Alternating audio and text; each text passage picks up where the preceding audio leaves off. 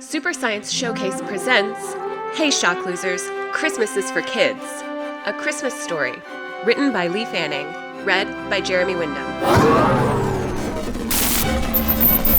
Broadcast engaged from Muse interdimensional spacecraft. Sonic lock on host Mischief Marie. Merry Christmas, Oberon. I'm an artificial intelligence, Marie. I can't be merry about anything. Maybe I'll get Nebraska to give your programming a Yuletide once-over. Please, don't. The last time that pipsqueak messed with my code, I spoke Swahili for 3 weeks. Sorry for the banter, 21st century Earthlings. You can call me Mischief Marie, and I'm the custodian of the interdimensional observation and inspiration spacecraft, the Muse, which is where I'm talking to you right now. Here on the Muse, we secretly inspire adventurers from all the worlds and all time with the science facts they need to overcome their greatest dangers. We monitor their adventures, protect their timelines, and chronicle their stories in the Quantum Vault, safely preserved for all times here in the Muse's databank. Sometimes we can watch the adventurers directly and capture their stories like movies. Other times we can only preserve their conversations and sounds. But those aren't the only ways we can record their stories. Sometimes we go primitive and chronicle their adventures like the legends of old with just words, which is what we're doing today. Every year, I like to scan all the worlds at Christmas time and lock in a seasonal adventure for the Quantum Vault. What world has our attention today, Oberon? Locking on the world P7463, home of the Shock Losers. The Shock Losers, the team of YouTubing high schoolers you might remember from their feature-length movie, Surviving Camp Analog. This story is set the following Christmas after their Camp Analog adventure, when Caleb is going through a Christmas crisis of confidence. He and the rest of the Shock Losers set their sights on making a video to save his Christmas spirit. But when things go hilariously wrong, Christmas itself is put at risk for a special little girl. Can the Shock Losers save Christmas and Caleb's Christmas spirit alike? Let's find out. Quantum Vault, Sonic capture engaged. Should I hail Zayden? Absolutely. Today's adventure, we'll be getting some help from the Quantum Vault's chief archivist, Zayden Rains, who will be the one actually relaying the adventure for preservation in the Quantum Vault. Zayden, you there? I'm here, Marie. Got another story for the archive? Uh-huh. If you have the time, we could really use your help. Absolutely. I'm ready whenever. Great! So, 21st century Earthlings, grab a seat and some hot cocoa and settle in as the Quantum Vault's chief archivist, Zayden Rains, tells you today's exciting Christmas adventure. Hey, Shock Losers, Christmas is for kids. Entering world P7463, home of the Shock Losers.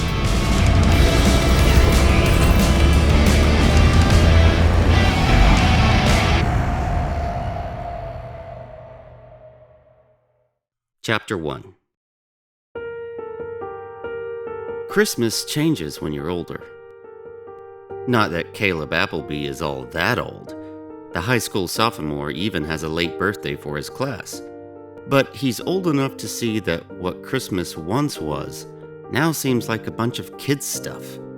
Like when his voice changed from a fluting peep to a low tenor.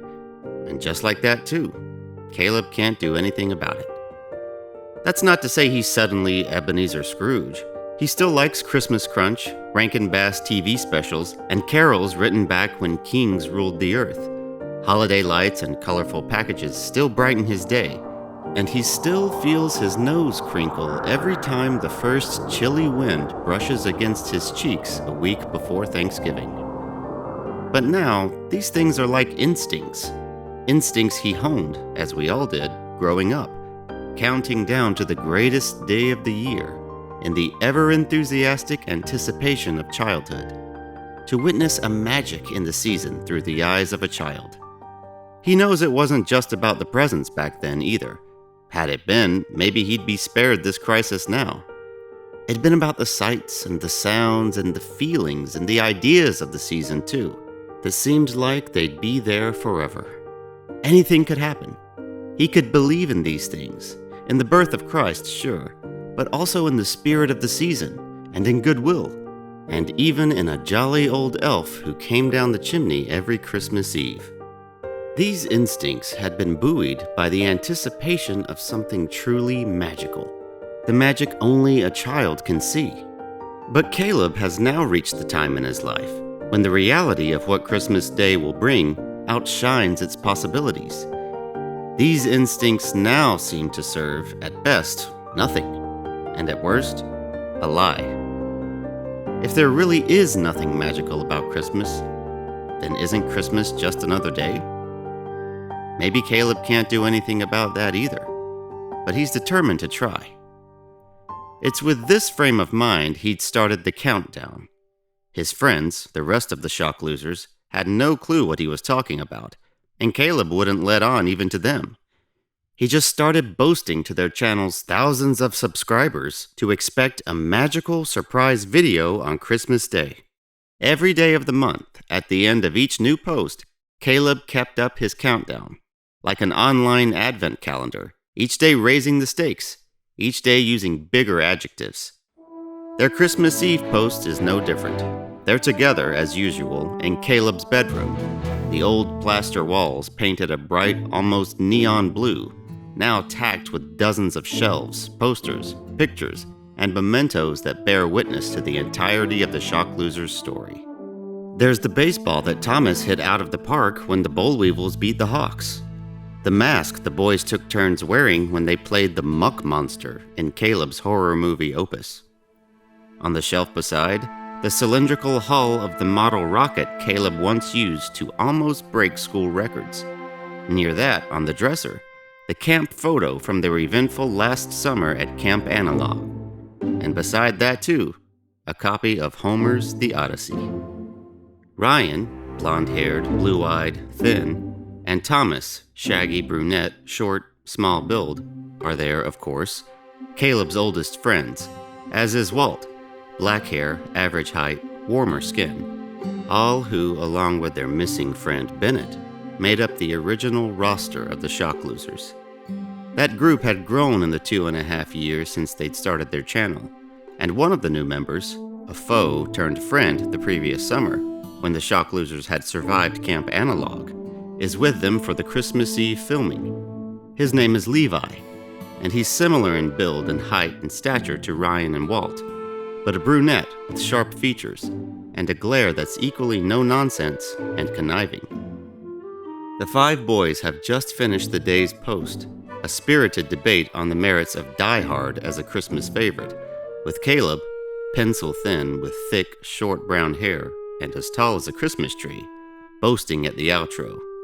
And don't forget, one more day.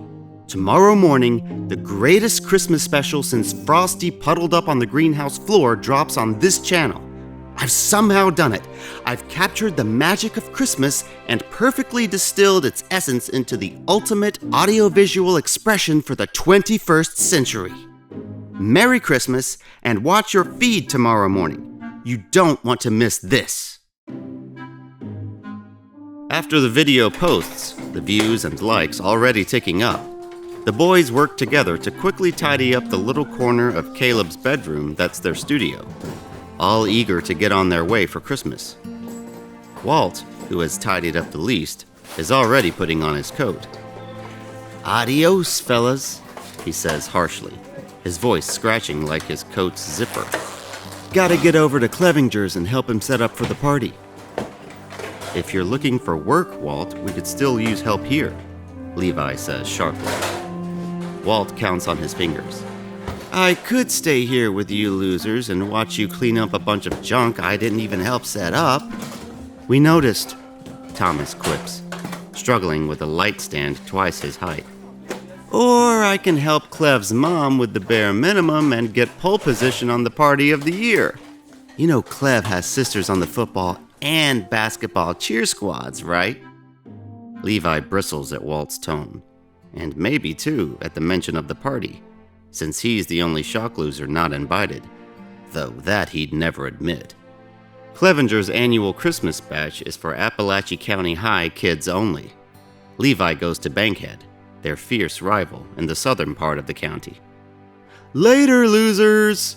Walt declares with an almost sadistic cackle, and then shuffles out the door, slamming it shut behind him.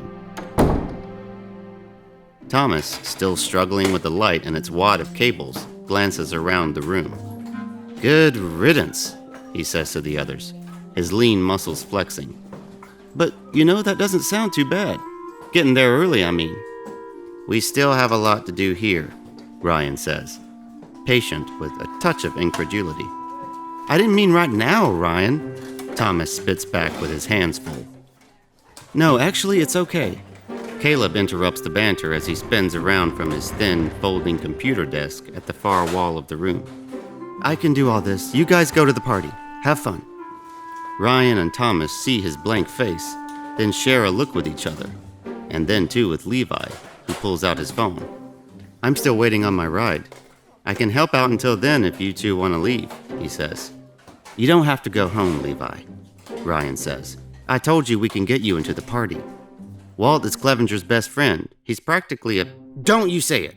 Thomas nearly drops the light to jab a harsh finger at Ryan. Don't you call him a shock loser. Yeah, you guys have been throwing that around too much lately. The newest shock loser, Levi, quips. What I mean is you'll be welcome, Ryan continues with a nod. Levi shakes his head. Nah, thanks, but my family's got its own stuff tonight. Traditions, My little sister still believes in Santa, even if my bratty little brother has been trying to spoil that all month. So I think it'd be fun to spend the night with her. Might be the last one I get.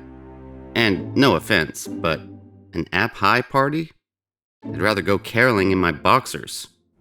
The others are fairly sure he's teasing, but his expression doesn't flinch. That's Levi. Thomas and Ryan share another look, before sharing shrugs and nods. Okay, Caleb, if you're sure, Thomas says, setting the light and cables down on the bed. The boys step over to their coats hung near the back door. When's your special video dropping tomorrow? Ryan asks, thrusting a lean arm through a blue coat sleeve. Caleb quietly rolls back around to his computer desk and stares at his laptop screen. Still finishing it up, so I don't know. Caleb's tone falls flat, which catches Thomas's attention as he buttons his plaid jacket, his face souring. You're not finished? He asks. You're gonna still be able to come to the party, aren't you?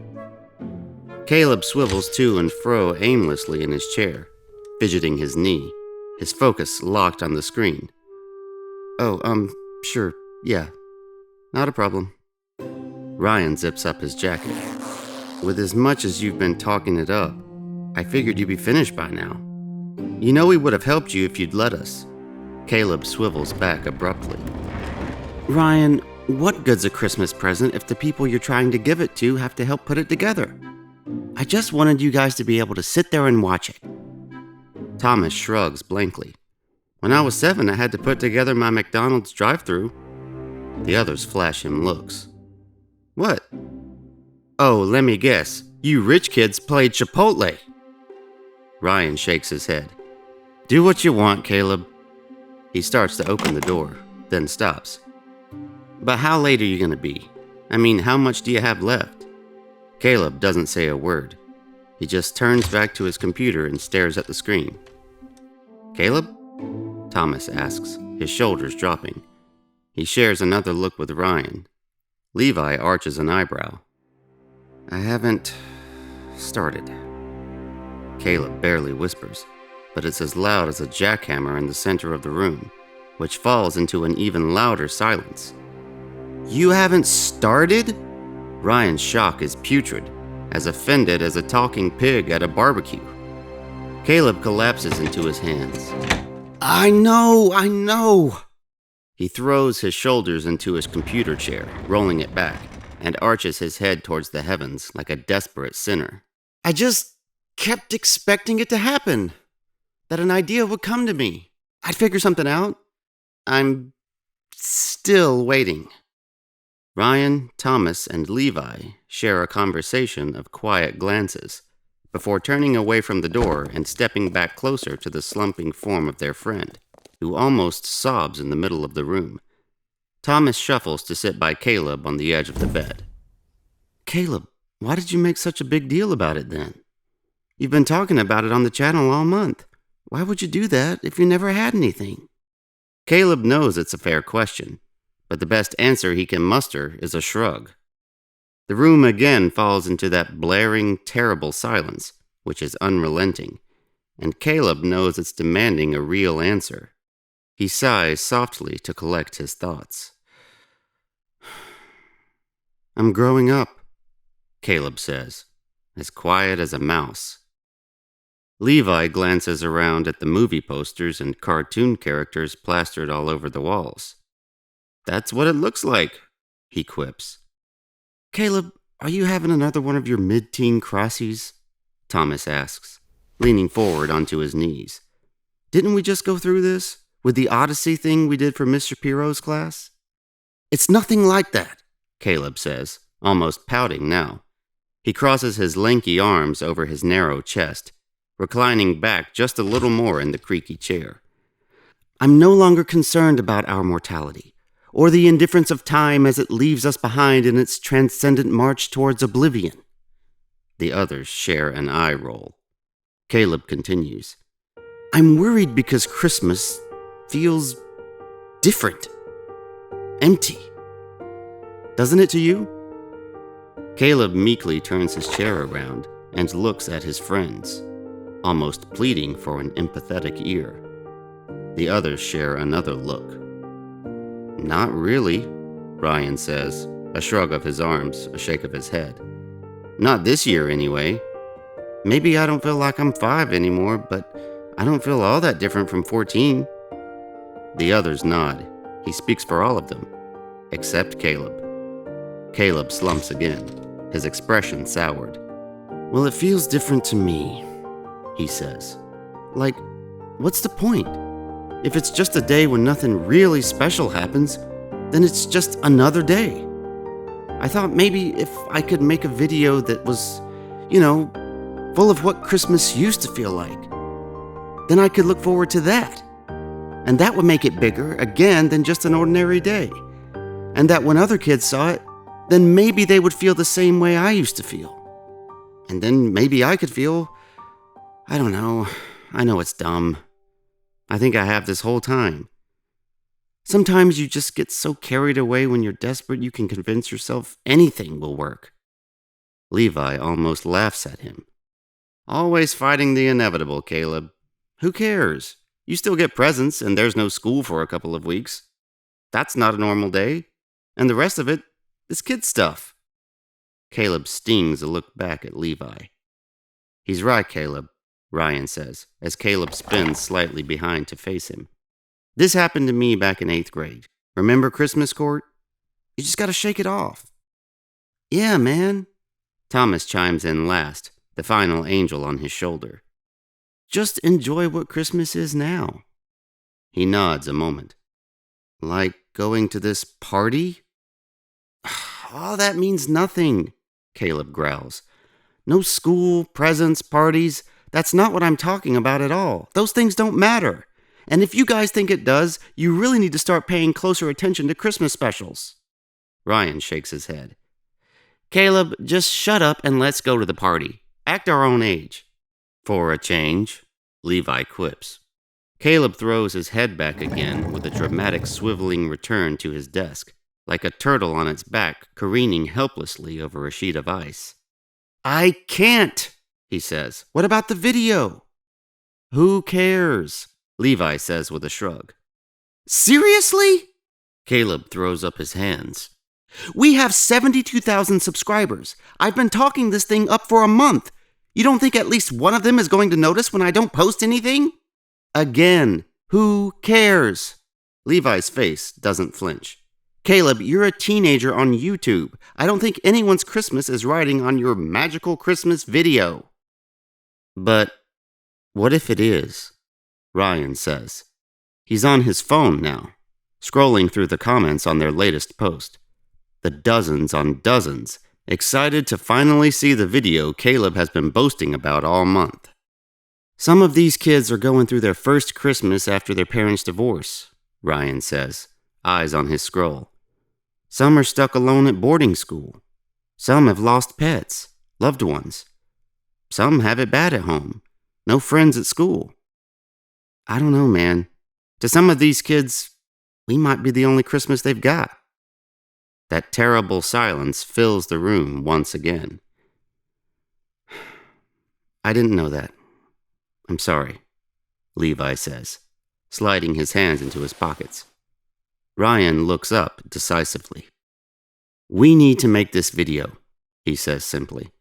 I can't speak for Thomas and Levi, Caleb, but I'll stay and help you. I can go to the party after it's done. Ryan glances at Levi, who nods. He takes out his phone. I'll call my ride, get a few more hours, he says. He steps out into the hall. Ryan and Caleb both look to Thomas. The terrible silence now waits on him. Well, you guys have fun, he says, abruptly bouncing towards the door. I'll try and save you some of the gingerbread house, but you're out of luck if you misspend the bottle. Thomas, Ryan barks. Caleb shakes his head. No, don't worry about it. Thomas, you don't have to. Fine, Thomas yells, tearing off his jacket and stuffing it into an aggressive wad onto Caleb's mattress. He points a severe finger in Caleb's face.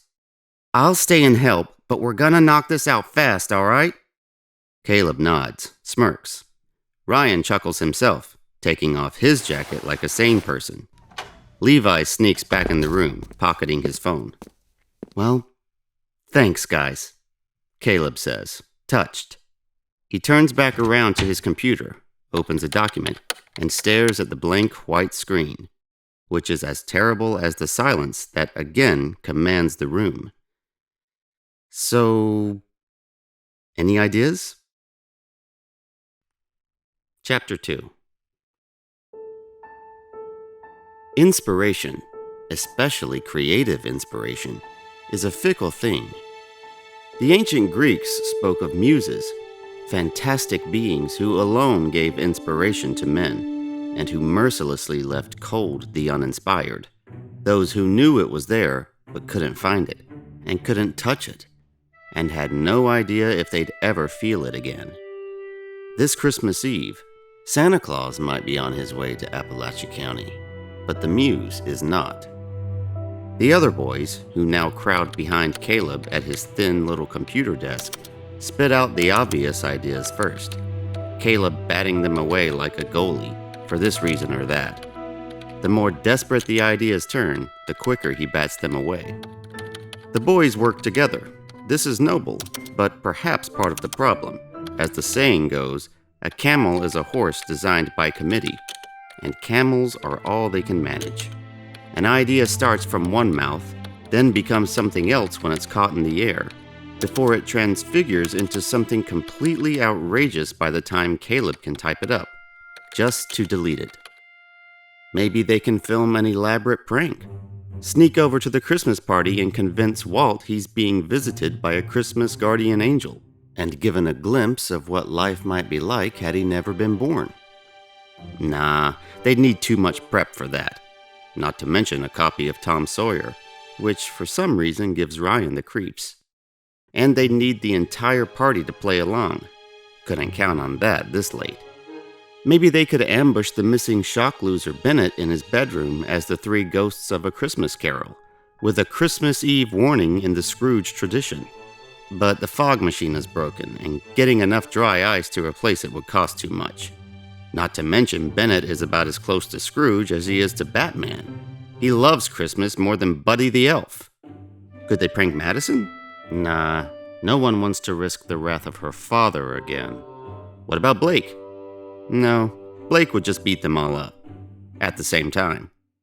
All of these ideas, with the proper time and resources, could make for great content. But this is the 11th hour. They need something they can play fast and loose with, and something that can still capture the magic of Christmas that Caleb is after, and that his boasts had promised. One idea is to go caroling, but instead of singing hymns in a traditional way, they could butcher them, singing off-key or using EDM beats on Caleb's keyboard.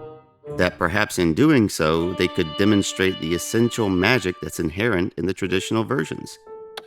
Too postmodern, Caleb says, an accusation the others don't care to understand. How about, a funny sketch? Thomas offers. We can film it right here in the room. We can be at Clevenger's in a little over an hour. Okay, Caleb says, resigning to the idea, swiveling back to his friend. What's the sketch about? I don't know. Thomas again throws up his hands. I got the idea started. You guys take it from there. An hour later, they still don't have an idea.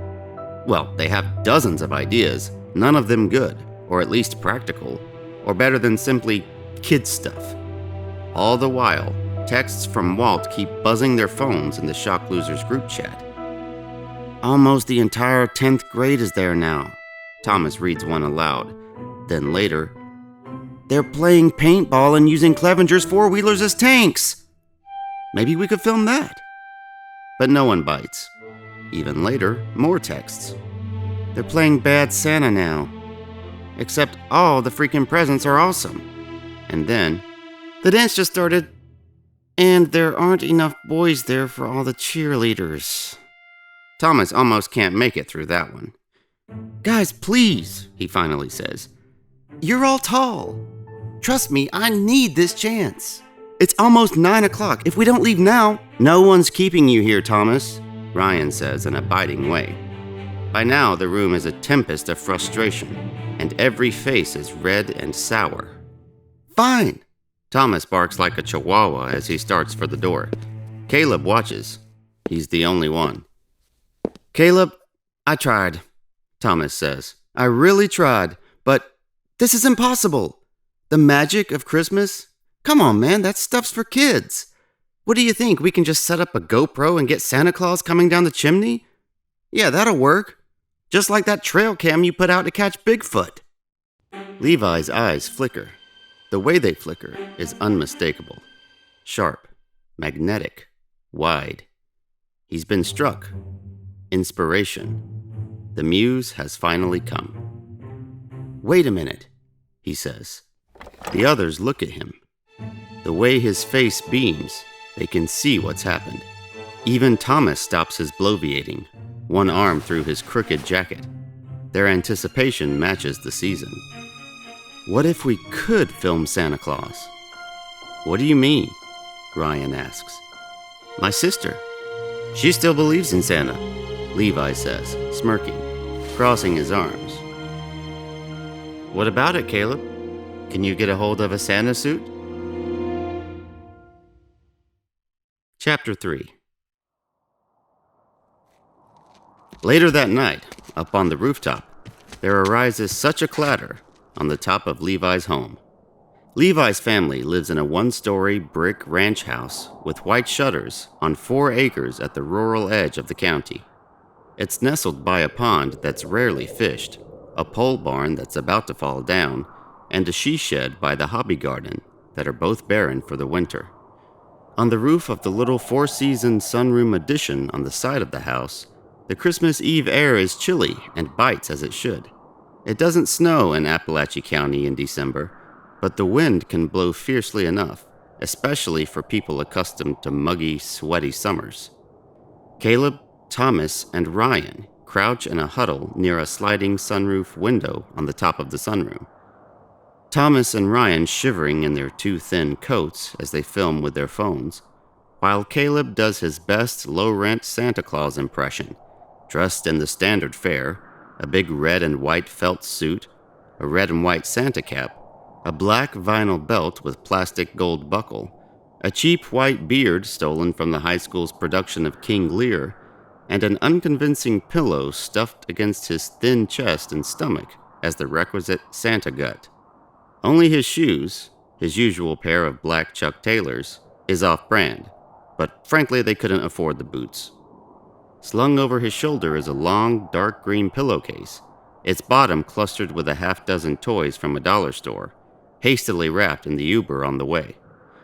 Here he comes, Caleb whispers. He peers down inside the sunless sunroom, which is as black as the night around them, except for the flashlight on the back of a phone that cuts a path before them.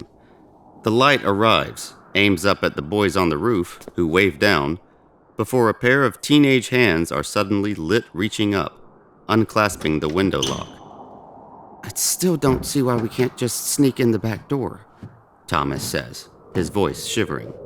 Santa Claus uses the roof.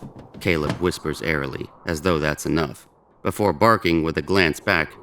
"You're filming, right?" "Santa Claus uses the chimney," Thomas bites back. But before Caleb can spin around a rebuttal, Ryan calms the scene with a raised arm. "Let's focus, guys," he says, a smooth voice, perfecting his shot. As the window slides open, Levi steps into the light of his phone with squinted eyes and a quiet nod. He glances back behind him, then looks up again towards the others. "You guys ready?" he asks in a whisper. "Yep." Caleb nods behind his fake beard. "My parents are in bed, but my brother and sister are still awake," Levi whispers. "Head left through the sliding door to the living room. I'll get my sister up when you're putting the presents out." He looks past Caleb to Ryan and Thomas. "You two, do your best to stay out of sight and film Caleb. You're just the witnesses, remember. I'll film Eve's reaction with my phone." The three on the roof nod, excited glances shared between them. Levi scuttles away, leaving room for Caleb Claus, who shimmies to the edge of the window before sliding his long legs in as far as he can, which is most of the way, before letting himself drop to the tile floor with a rattling plop. Ryan follows suit first, his plop louder, before turning back to help Thomas down, his short legs dangling perilously on the way. Then they keep their distance as they follow Caleb Claus past the squeaking sliding door into the warmly lit living room, filming from 2 angles every second of the stunt.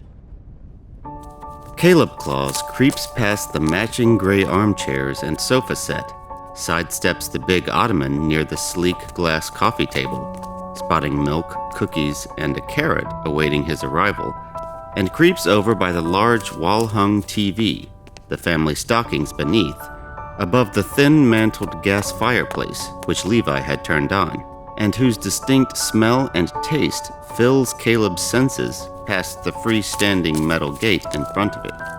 Caleb stops there and waits for his cue, turning an ear out to listen. There's a quiet moment, and even Ryan and Thomas, who have hidden themselves at different angles in the living room, Thomas behind the sofa at the north end, Ryan in the low near corner behind the armchair, lower their recording phones to listen for any signs of an incoming 4-year-old. Finally, there's excited whispering, shuffling feet, the softest of clatters. Ryan has the best angle. He witnesses as Levi steps into the foyer from the main hallway back to the bedrooms, hand in hand with his 4-year-old sister, Eve, both crouching and walking on tiptoes. Eve favors her older brother, the same shade of light brown hair, the same clever grin, and she wears princess pajamas and carries a snowman plush under her arm. Her eyes are as big as her mouth, which drops like her jaw has a broken latch.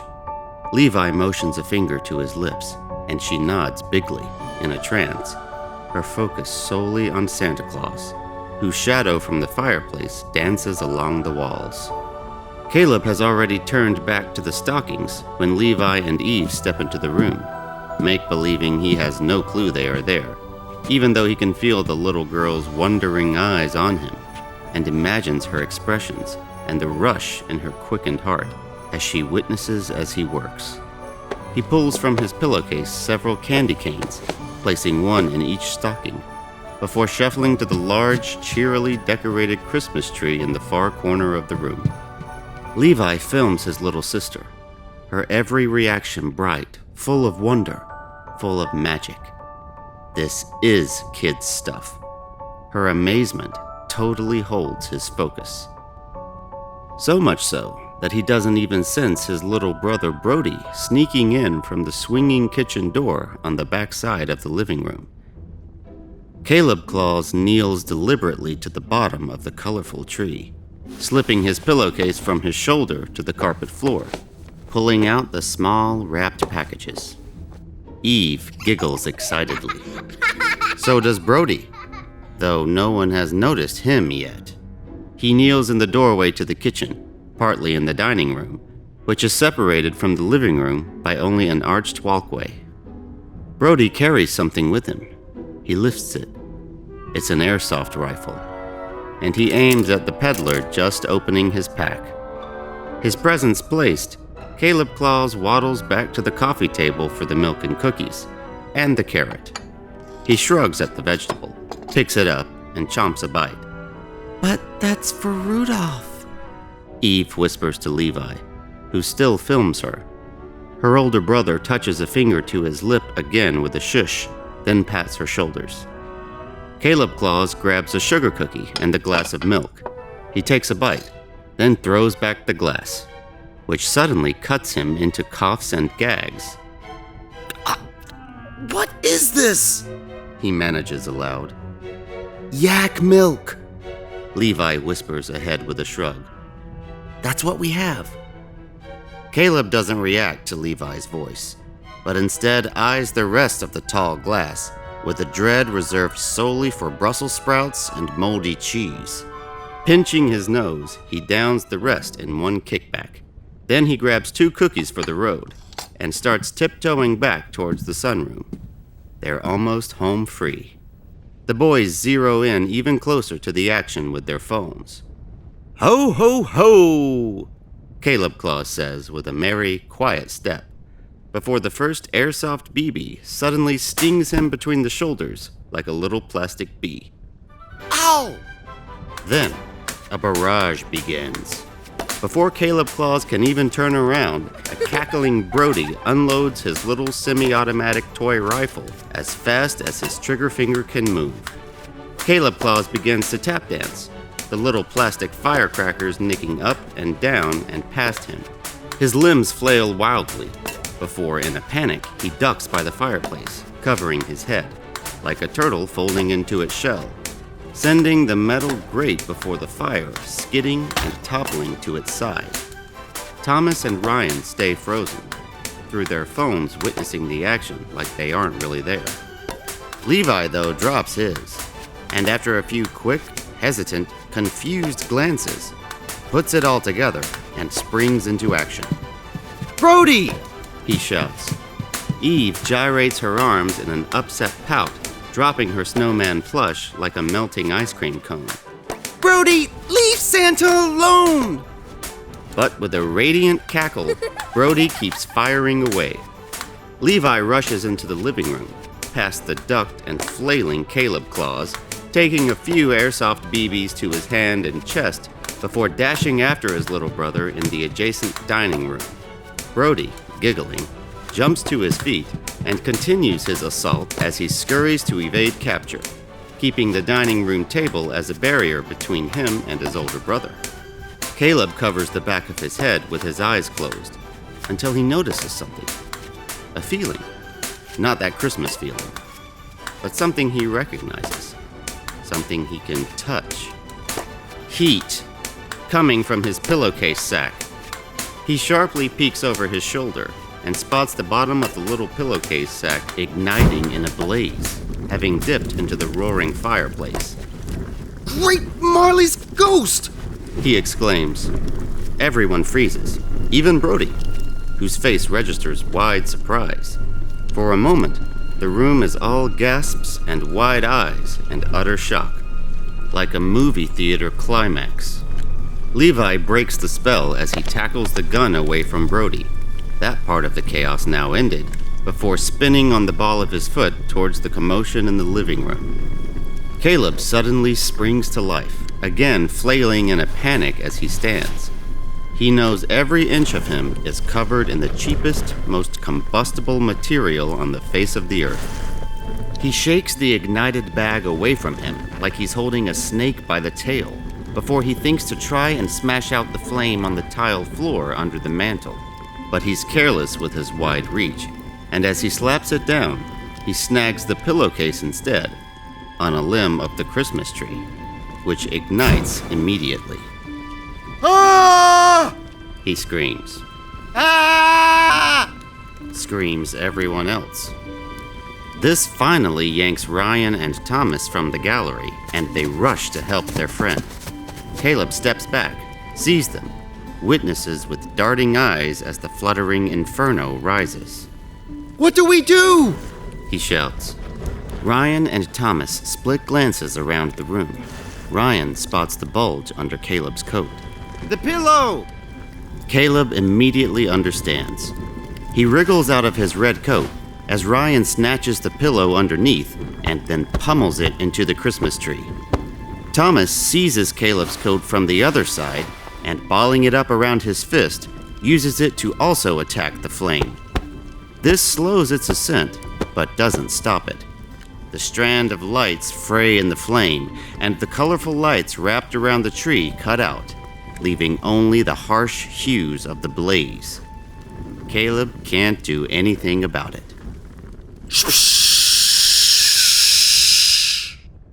Suddenly, the high-pressure spray of a fire extinguisher blasts onto the tree, smothering the threatening flame to ash and smoke. Levi steps up from behind his friends, carrying the extinguisher he just pulled from under the kitchen sink. "Everyone all right?" he asks. Ryan, Thomas, and Caleb share cautious nods. "I think we're okay," Ryan says, a bounce in his voice. But that's when they hear it, the soft weeping. The four boys turn back to the foyer, to little Eve, who stands red-faced and puffy, tears running down her cheeks after what she'd witnessed.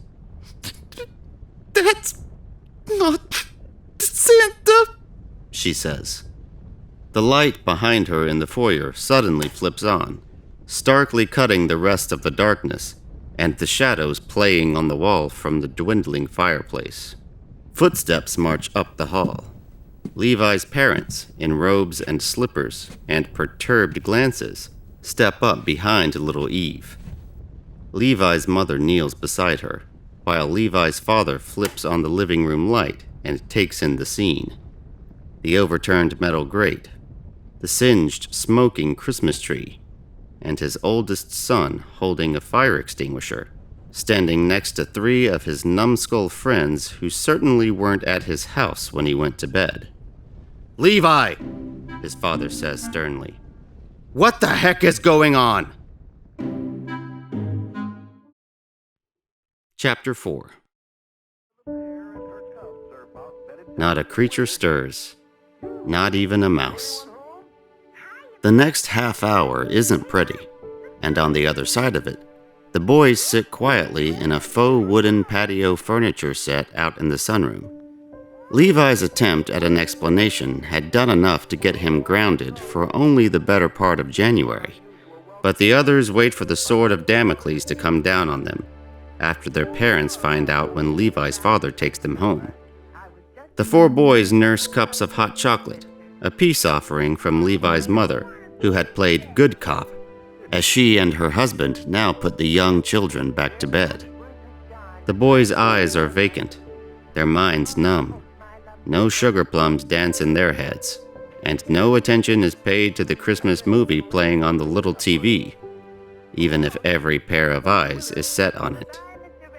"Well, at least you got your video," Levi finally mumbles to Caleb, who now wears only the Santa pants and his white undershirt, as well as the hat, for no reason anyone else can tell. Caleb, leaning on his lanky knees, turns to his friend, his expression an upward brow, an open lip. "What?" he scoffs. "You think we can use that?" "Are you serious?" Levi startles with a passion. "You're saying you just almost burnt down my house and got me grounded for a month? For nothing?" "Caleb, come on," Thomas says. "It wasn't how we draw it up, but we got gold tonight, man." "That doesn't matter," Caleb says with a sigh, his shoulders now slumping back into the squeaky manufactured chair as he hides behind his reindeer mug. "Doesn't matter?" Levi is furious. "You're the one who talked this stupid thing up for weeks. And then when at the last second, we all spend our entire Christmas Eve bailing you out of it and luck out with something that actually surpasses all your stupid boasting, you're not going to freaking use it?" Even Ryan can't help but nod along with this one. "And don't forget about the subscribers who are really counting on this." "Guys, what was the point of the video?" Caleb asks. "To save your butt," Ryan says glibly. Which we did. Caleb scowls. No! The point of the video was to show the magic of Christmas. Which we did, Thomas says. You didn't see that little girl's face? Oh no, I did, Caleb says, staring blankly into his mug. At the end, when she was crying, when she found out there wasn't a Santa Claus. A silence again captures the room. That same incredibly loud and terrible silence that had plagued them earlier. It's followed them here. We didn't capture the magic of Christmas, guys, Caleb says with a mile-long stare. We just ruined it for a little girl. Is that what we want on our channel Christmas morning? How the Shock Losers ruined Christmas? But we were trying to... Thomas starts. It doesn't matter, Thomas. Caleb sinks even lower into his chair. It doesn't matter. The damage is done. It's just another night now for Eve. Forever. And for us. That terrible silence takes over for good then. Even the soft murmur of the television seems to give way to the quiet. The boys do glance around from time to time, but they don't share any. They keep their thoughts and feelings and words to themselves. Levi's father, now dressed, though still in his slippers, steps into the sunroom, rattling keys. All right, boys, let's go, he says firmly. He nods to his son. Levi, go to bed. Yes, sir, Levi says wearily. He stands, then turns, his meek, humbled expression matching those of his wounded friends. For what it's worth, Merry Christmas, guys. He steps off, and the room's terrible silence twists to an empty awkwardness. Without another word, Levi's father steps out the side door, and Ryan, Thomas, and Caleb sluggishly follow him as they file outside and into the Sutton family SUV. Their ride home is much the same, the loud silence and vacant awkwardness following them along, even though Christmas favorites play merrily over the satellite radio. Mr. Sutton doesn't make small talk, a trait the boys noticed Levi must have gotten from him. And Thomas and Ryan in the back seat, and Caleb up in the front passengers, and still inexplicably wearing his Santa hat, don't say a word to each other. Finally, mercifully, the SUV pulls into Ryan's driveway a little after midnight. Mr. Sutton slams into park as Ryan unbuckles his seatbelt and gathers his things, the rustling amplified in the silence as if the back seat were a frat party. Before he opens the door, however, Mr. Sutton angles in his seat, turning back and looking over all three of the boys, oscillating his gaze between Caleb in the front and the others in the rear. I know you boys were trying to do something special for Eve, he says. So I'll leave it up to you what you tell your parents. Fair enough? The three boys quietly nod, slowly, their necks heavy, as if they weighed more than Santa's bag of toys. Ryan opens his side door, and then with a nod back to his friends, he offers a final Christmas greeting as he steps away. A few minutes later, Thomas does the same thing in his driveway. And then it's just Caleb and Mr. Sutton, and Caleb can't do anything about it. That terrible loud silence is suddenly louder than it has ever been, but it's no longer empty. In fact, Caleb can almost feel it once again turning expectant, demanding him to say something he needs to say, but hasn't struck up the nerve to, yet. He watches out the window for a long moment, before he finally decides. Mr. Sutton? Levi's dad glances at him, then puts his eyes back on the road. I'm sorry. It's okay, Mr. Sutton says, looking straight ahead. And I'm really, really sorry for what we did to Eve. Mr. Sutton bats him a curious eye. What do you mean? We ruined her Christmas. She knows now there's no such thing as Santa Claus. Oh, Mr. Sutton says with a chuckle that twists into a contented laugh. No, she knows you're one of Levi's friends. She doesn't think you're the real Santa.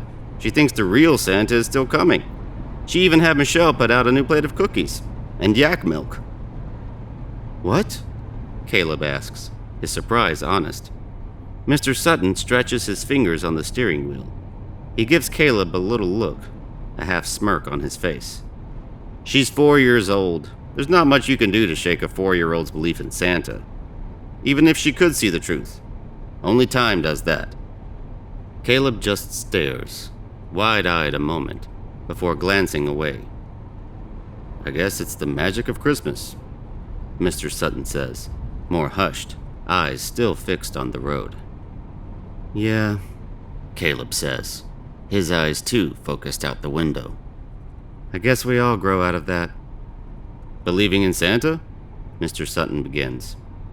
Sure, but not the magic this time of year, I don't think. Caleb turns to him. What do you mean? Mr. Sutton smirks.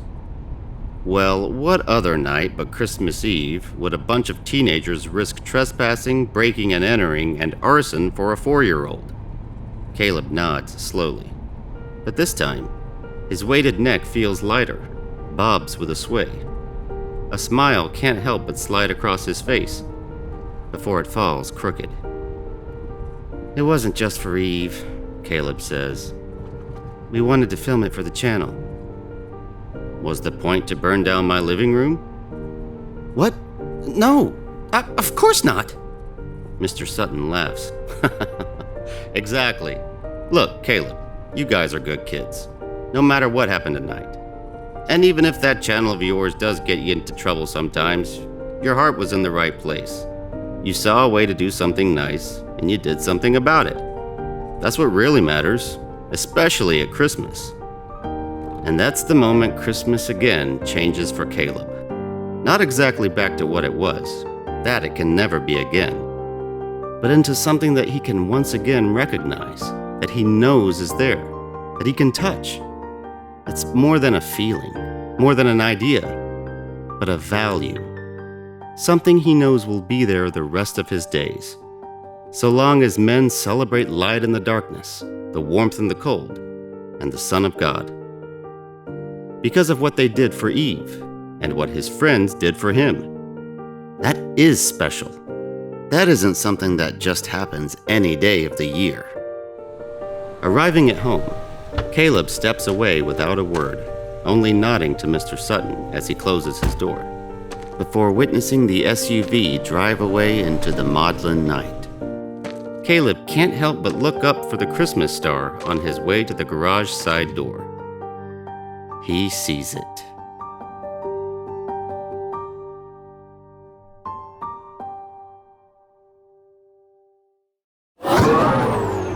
Thanks for the great story, Zayden. Always happy to do my job, Marie.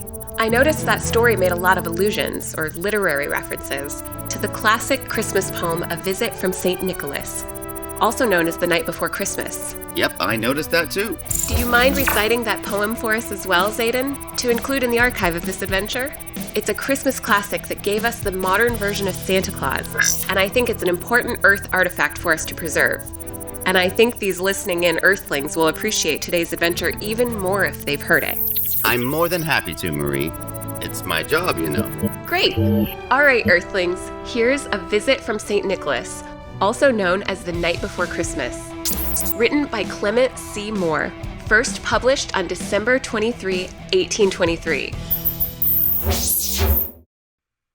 'Twas the night before Christmas, when all through the house not a creature was stirring, not even a mouse. The stockings were hung by the chimney with care, in hopes that St. Nicholas soon would be there.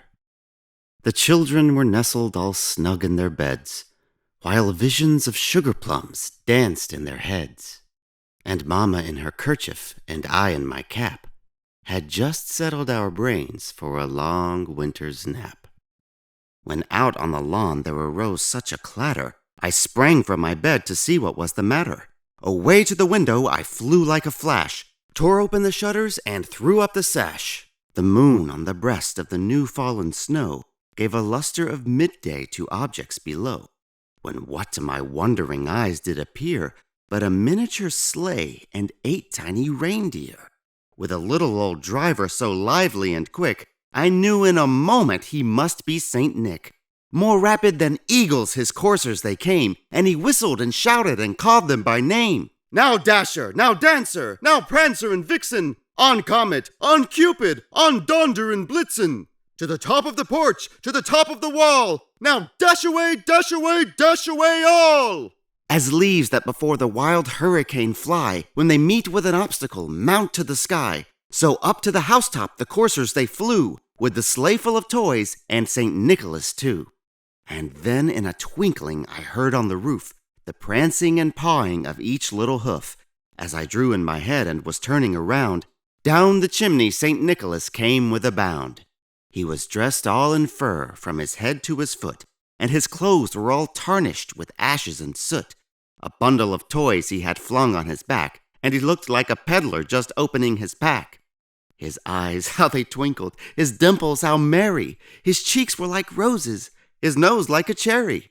His droll little mouth was drawn up like a bow, and the beard on his chin was as white as the snow. The stump of a pipe he held tight in his teeth, and the smoke, it encircled his head like a wreath. He had a broad face and a little round belly that shook when he laughed like a bowl full of jelly. He was chubby and plump, a right jolly old elf, and I laughed when I saw him in spite of myself. A wink of his eye and a twist of his head soon gave me to know I had nothing to dread. He spoke not a word, but went straight to his work, and filled all the stockings, then turned with a jerk, and laying his finger aside of his nose, and giving a nod, up the chimney he rose. He sprang to his sleigh, to his team gave a whistle, and away they all flew like the down of a thistle. But I heard him exclaim ere he drove out of sight, "Happy Christmas to all, and to all a good night." Thanks again, Zayden. Anytime, Marie. And hey, Merry Christmas. Merry Christmas, Zayden. Events recorded, but don't forget the super science to lock it in. That's right, Oberon. All right, guys. To lock this story up into the Quantum Vault and secure it permanently into the SHOCKLOSERS timeline, we're going to need to perform some at-home super science. Santa might get down the chimney thanks to mythological magic, but there's no magic needed for egg down the chimney. Help us lock in today's adventure by trying out this fun STEM experiment at home. Here's what you'll need: a peeled hard-boiled egg, a glass jar like an old-fashioned milk jug. Just make sure that the egg is bigger than the opening at the top, matches or a lighter, a small piece of paper like a strip of cardboard, and tongs or tweezers. Now the experiment. Start by placing the hard-boiled egg upright on the mouth of the jar. Take a moment to observe the setup. What do you think will happen next? Okay, now take the piece of paper and light it on fire. Be careful and ask an adult for help. Once the flame is burning, quickly drop it into the jar. Immediately return the hard-boiled egg on top of the jar's mouth. Now, sit back and watch. The egg should have moved down into the jar. Shall I explain this one, Marie, or do you want to? I'll take it, Oberon. This experiment is all about air pressure. When you light the paper, it heats up the air inside the jar, causing the air molecules to spread out and some of them escape. This creates a lower pressure inside the jar. When you place the egg on the jar, it creates a seal. As the air inside cools down, the air pressure drops even more. The higher pressure outside the jar pushes the egg down into it, making it look like it's being sucked in. This fascinating process shows us how powerful air pressure can be. Even though we can't see it, the air around us is constantly pushing down. When the pressure inside the jar becomes lower than the pressure outside, the egg gets pushed in. All right, Oberon, we're all set. Let's lock it into the Quantum Vault now. Quantum Vault sealed. Events recorded in the Muse's databank. Great, Oberon. And thank you, 21st Century Earthlings. Have a very Merry Christmas, and we'll see you on the next Super Science Showcase adventure.